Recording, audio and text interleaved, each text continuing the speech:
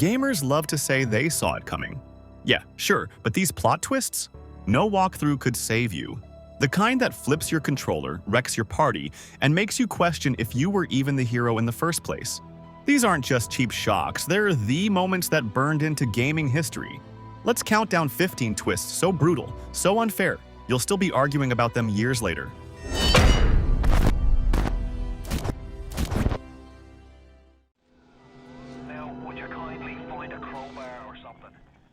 You're Jack. Your plane crashes in the middle of the Atlantic. You swim to a lighthouse, hop in a bathysphere, and 5 minutes later you're touring Rapture, a city under the sea run by lunatics with guns, gene-spliced junkies, and a guy named Atlas whispering in your ear like he's your new best friend. He's got the accent, the sob story, the family in danger, and one very polite habit. Would you kindly go here, kill that, push this button? And like a good player, you never question it. Because that's what games are, right? Do the objective, follow the arrow. Except Rapture has a way of slapping you in the face. When you finally reach Andrew Ryan, the man who built Rapture, he doesn't fight you, he doesn't beg, he just proves you've never had control. He orders you to stop, sit, stand, run, and you obey every single one without choice. Then he hands you a golf club, and with the line that defines BioShock, a man chooses, a slave obeys, he forces you to beat him to death. Because that polite catchphrase, "Would you kindly," was a trigger buried in your head since birth. Every mission, every step, every kill. Not free will, just programming. And the voice guiding you? Atlas drops the mask. He's actually Frank Fontaine, a ruthless con man who built half of Rapture's chaos and used the fake Atlas persona just to lead you around like a dog on a leash. I had you built! I sent you topside! I called you back, showed you what you was, what you was...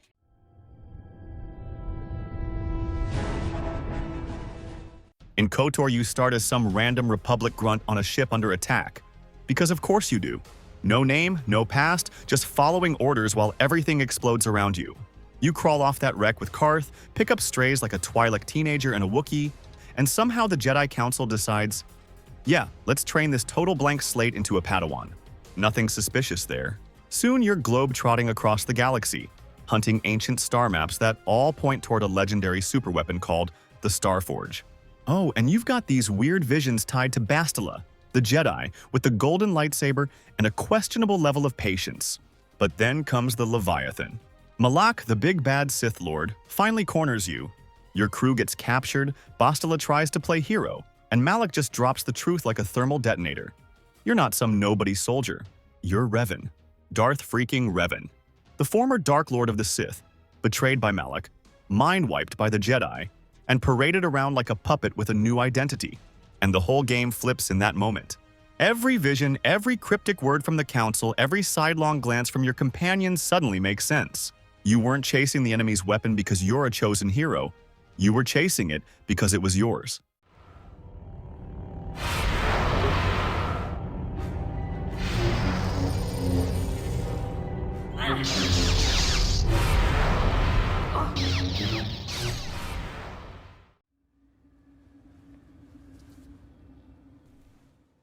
You get a letter from your wife. Sweet, right?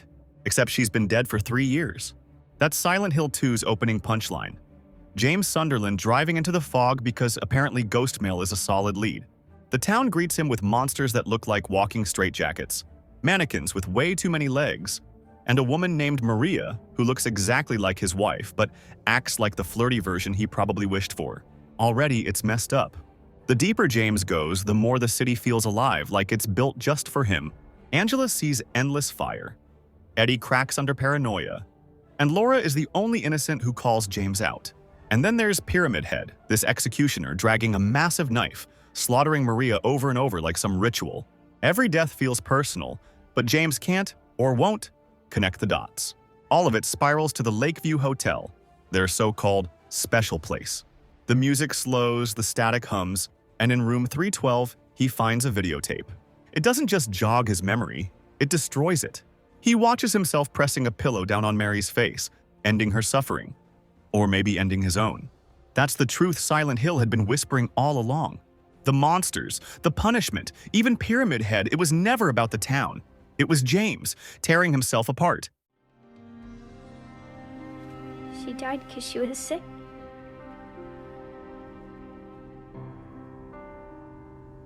I killed her.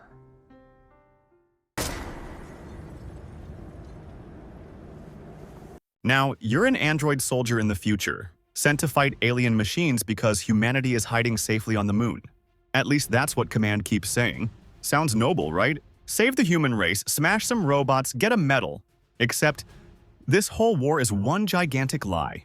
Nier Automata throws you into the lives of 2B and 9S, Yorha units built to fight an endless battle. At first it looks simple, machines bad, androids good, but cracks show fast. Machines form villages, raise families, and even worship false gods. Meanwhile, 9S starts digging into data and finds errors in transmissions from the supposed Council of Humanity. Those glorious leaders on the moon? They don't exist. Humanity's been extinct for ages. The speeches were just pre-recorded signals to keep soldiers motivated. And Yorha itself? Disposable. Every unit, every commander, even the bunker was designed with a backdoor. At some point they're meant to be wiped out, and their combat data recycled for the next Doom generation. The kicker? 2B isn't even 2B. She's 2E, an executioner ordered to kill 9S every time he gets too close to the truth. That bittersweet bond between them is actually a cycle of murder and memory. Then comes Ending E. The entire Yorha project collapses, and the credits literally attack you in a bullet hell sequence. You're hopeless until strange allies appear. Other players who already sacrificed everything. To help someone else, you must delete your own save. Hours, achievements, progress, all gone, just so another stranger can survive. Helping the weak? Selecting this option enables you to save someone somewhere in the world. However, in exchange... For what it's worth. You boot up Assassin's Creed 3 expecting the usual. Hooded assassin, hidden blade, stab the bad guys in the name of freedom. And sure, the game gives you exactly that, except it doesn't. You start as Haytham Kenway, suave, deadly, moving through theaters and colonial streets like the perfect assassin. For hours, you're building a crew, recruiting allies, pulling off slick assassinations. It feels just like every Assassin's Creed intro you've played before. Then comes the gut punch. That big ceremony where your mysterious allies gather? Yeah, Haytham raises his hand and pledges to the Templars. The whole time you weren't an assassin at all, you were the enemy. Ubisoft played you, hiding the truth behind the franchise's own visual language. Hood, parkour, and hidden blade. Suddenly, the board flips, and every mission you just did now looks different. You weren't liberating anyone, you were securing control. But Assassin's Creed 3 doesn't stop there. Enter Connor, son of Haytham and a Mohawk woman. He grows up watching his village burn, trains under Achilles, and takes the Assassin's Creed as his path. That's when the twist sharpens. The new assassin is literally the son of the Templar you just played. Father and son cross paths, sometimes fighting side by side, sometimes as bitter enemies. Their rivalry becomes the heart of the revolution. A war not just for freedom, but over how freedom should even exist. This is why the Templars will never be destroyed.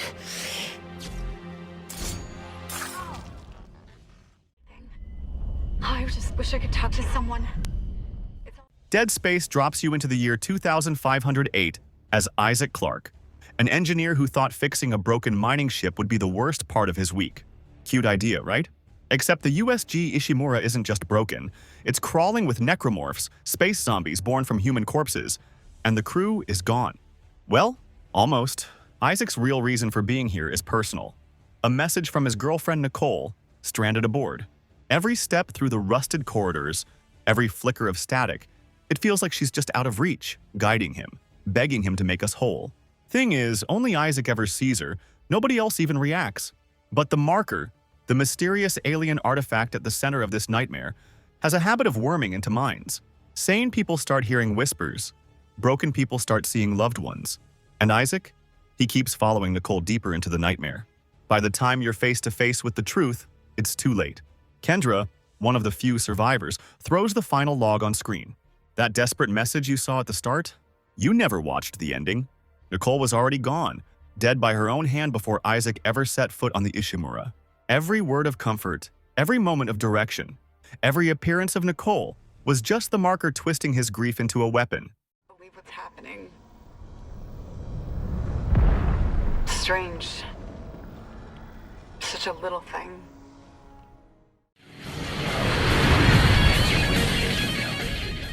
Spira looks like your standard JRPG setting, with small villages, ancient ruins, and one giant monster casually erasing cities whenever it feels like it.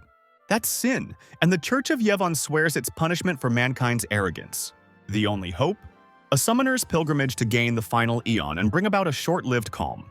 Sounds noble, until you realize every calm ends the same way. Sin comes back, and another summoner dies to keep the wheel spinning. Tidus, our blitzball star from Xanarkand, stumbles into this nightmare after Sin drags him across time, or so it seems. He joins Yuna's journey, all cocky optimism and outsider curiosity, but the cracks show early. Why does a kid in dreams keep pulling him aside, whispering about destiny? Why does Auron, his mentor, act like he's already dead? It all comes crashing down on Mount Gagazet. The Faith, which are those stone figures powering every summon, tell Tidus the truth. He's not real. He's a dream, just like his entire Xanarkand, conjured for 1,000 years by their endless sleep. And the cycle of sin? A grotesque machine. When a summoner reaches the end, their closest guardian becomes the final Aeon, only for you, Yevon, the broken remnant of Xanarkand's ruler, to possess it, birthing a new sin. That's the knife twist. The religion isn't salvation, it's a factory of death. And Tidus himself? A hero, fighting to save a world that will erase him the second he wins.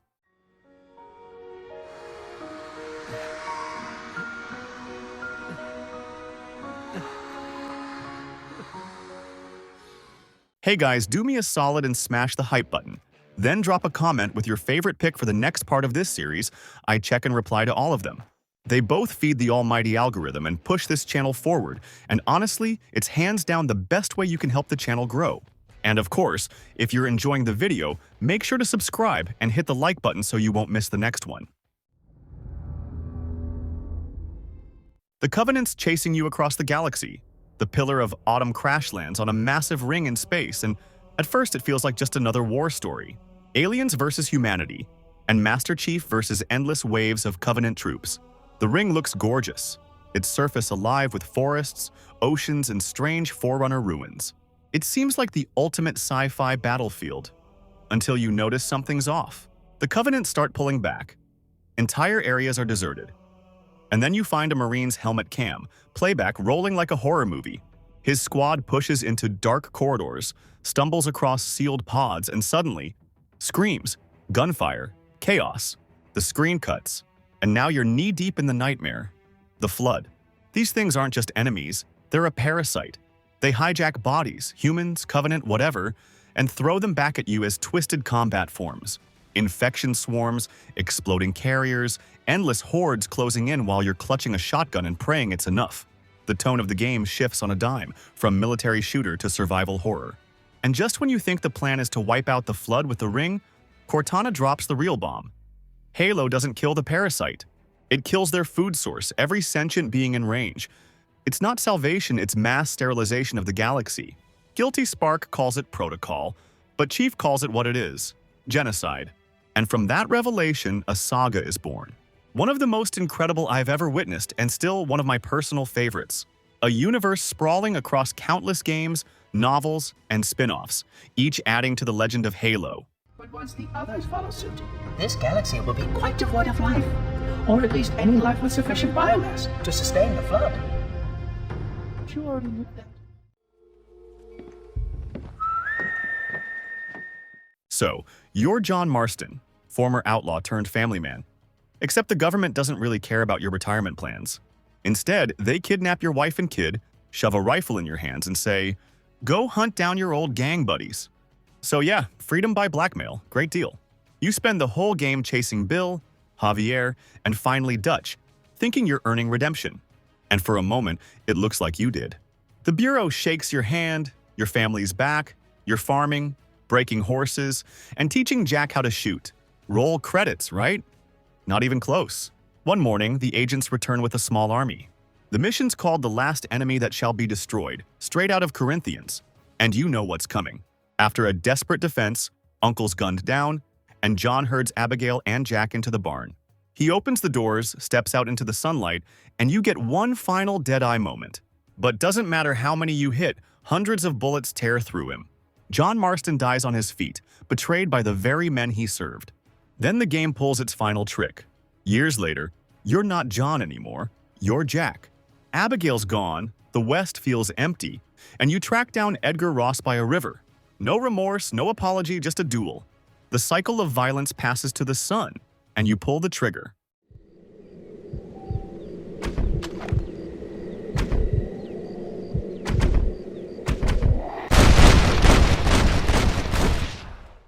This is a test from God to strengthen our spirit. Gabriel Belmont starts as the ultimate holy knight cliché. A grieving warrior, sworn to the Brotherhood of Light, swinging his combat cross like he's humanity's last hope. His wife's been murdered. His faith is hanging by a thread, and he's told that if he kills the 3 Lords of Shadow and assembles the God Mask, maybe, just maybe, he can bring her back. Sounds noble, right? Except every step of the way, Gabriel sinks deeper. He kills innocents, executes guardians, and his violence starts to outpace his prayers. And the one man guiding him through it all, Zobek, turns out to be the Lord of the Dead, stringing him along so Satan himself can grab the mask. And the mask doesn't even do what Gabriel thought. It doesn't resurrect Marie, it just grants a divine vision. When her spirit appears and tells him to let go, the illusion of hope shatters. That's the real breaking point. He's done everything, lost everything, and it meant nothing. In the DLC, it gets worse. Facing a demon imprisoned beyond the world, Gabriel drinks vampire blood, sacrifices his last shred of humanity, and absorbs a cosmic monster's power. He wins, sure, but the price is damnation. Then the credits roll, and suddenly we're in modern times. A shadowed cathedral, neon city outside, Zobek in a suit, and there's Gabriel, no longer Belmont, but Dracul. The hero who was supposed to save the world became the very monster his bloodline was destined to hunt. No doubt, you once were. But alas, look at you now. Heavy Rain sets you up with 4 different protagonists chasing the infamous origami killer, a murderer who drowns young boys in rainwater and leaves a neat little paper figure and an orchid as his calling card. Ethan, the tortured father, gets the spotlight with his brutal trials to save his son, Sean, while Madison snoops around as an investigative journalist, and Norman fights his own drug habit while chasing leads with FBI tech toys. And then there's Scott Shelby, the retired cop turned private eye, who spends the game interviewing grieving families and chasing clues like the noble old-school detective he seems to be. Except every scene with Scott is quietly playing you. He shows up first at a victim's house, kindly offering help, but in reality he's destroying evidence. He partners with Lauren, even saves her life when her car sinks, cementing him as the gruff but good-hearted protector. The game even cuts away in key moments, like during the Manfred scene at the antique shop, where Scott somehow misses the murder that only he could have committed. The truth finally lands. Scott Shelby is the origami killer. His entire investigation was cover-up work. As a child, he watched his twin brother drown while their alcoholic father refused to act.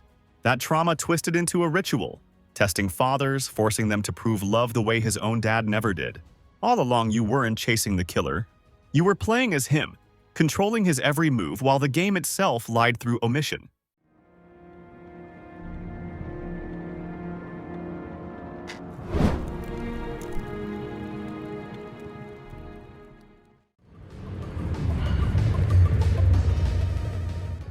So you're Cloud Strife, a mercenary with spiky hair and a sword the size of a street sign. You just blew up a few reactors, teamed up with Avalanche, and somehow this flower girl keeps tagging along. Aerith isn't just comic relief or a love interest, though. She's the last of the Cetra, the only one who can actually hear the planet. And she's carrying that shiny white materia like it's just a hair accessory. Spoiler, it's not. The deeper you go, the more you realize Sephiroth doesn't just want power. He wants to drop a meteor, wound the planet, and absorb the life stream like some twisted god. Aerith knows she's the only one who can stop him, so she slips away, heading for the Forgotten Capital, a place that looks like it was built for ghosts. You catch up to her in a submerged shrine. She kneels, praying, smiling like she's already made peace. And then, Without warning, Sephiroth drops from above and drives the Masamune straight through her. No heroic speech, no time to react. Just silence, shock, and cloud cradling her body as he lowers her into the water. Then the game kicks you into a boss fight against Genova, but Aerith's theme keeps playing instead of the usual battle track. And here's the kicker. She's gone. Permanently. The best healer, the one with the ultimate limit break great gospel, ripped from your party forever. And that moment, my friends, was the first time a whole lot of grown men cried over blocky, big-headed polygon characters.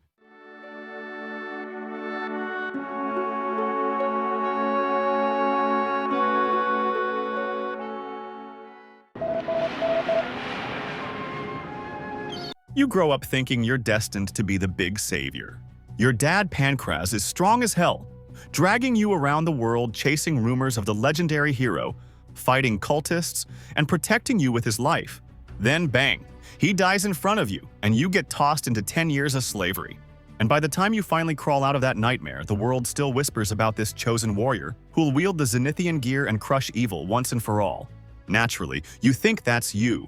You're the main character, right? Years roll by, you travel, fall in love, go through those ring trials in Mostro Ferrado, and get married. Bianca, Nera, or even Deborah if you're playing the DS version, but doesn't matter who. The story locks you in as a husband and then a king. Soon after, you're not just a king, you're a father of twins. The family life is short-lived, though. You and your wife get turned into stone statues for almost a decade, and when you finally wake up, it's your kids who pull you out. And suddenly, you're no longer the center of the prophecy. And here's where the game plays its hand. You try equipping the Zenithian sword, the weapon only the hero can use, and nothing happens. Then your son picks it up like it was made for him, and that's the gut punch.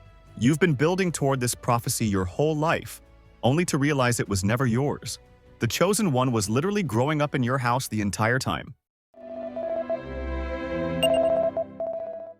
What the hell? Sorry, Ethan. No! You play as Ethan Winters, the most unlucky everyman in gaming. First, his wife goes full chainsaw in Resident Evil 7.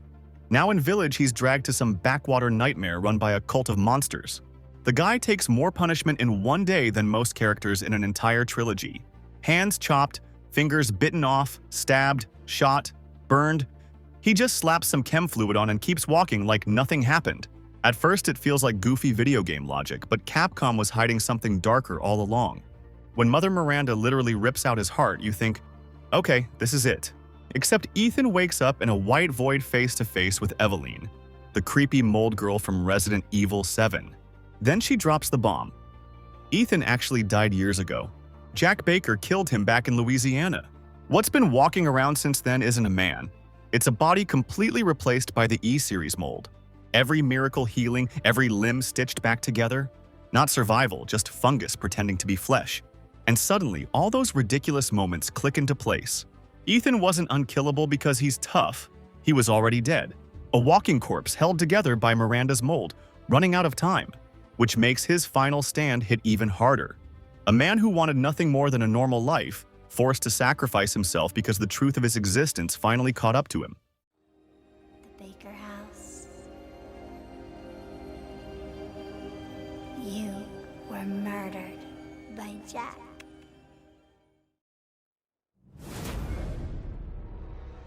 Berseria takes place 1,000 years before Zestiria. And that's the hook.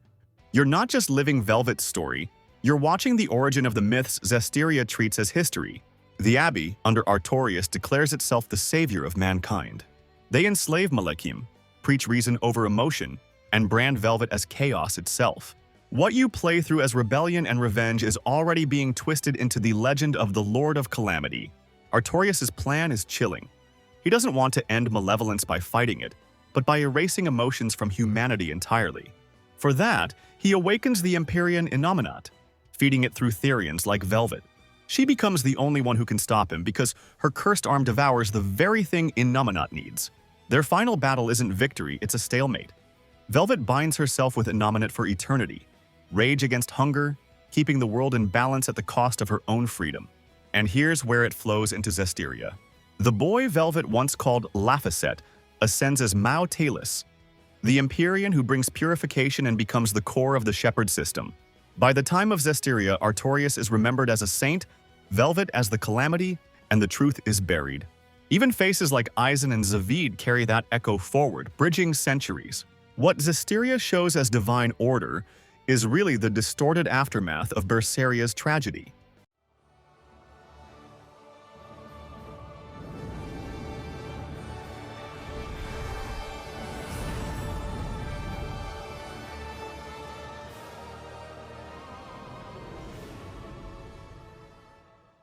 If you're still with me, the link to the playlist is popping up in the card right now.